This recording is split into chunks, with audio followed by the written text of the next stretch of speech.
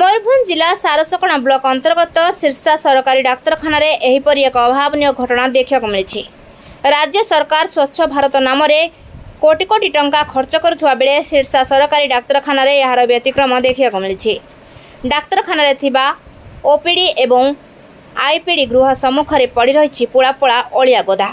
डाक्तरखाना चारिपार्श्व देखिए केवल अलिया, केउठी खाली बोतल तो केउठी प्लास्टिक ग्लास, पुणी आउ केउठी पॉलिथिन तो आउ केउठी गदा गदा पैड, पुणी डाक्तरखाना चारिपटे बुदा जंगल घासरे परिपूर्ण। ग्राम गुड़िक लोक मानू निजे अलिया गदा न करी परिवेश को स्वच्छ रखा सचेतन करुवा बेले निजे डाक्तरखाना एपली अलिया गदा करी रखा चर्चार विषय।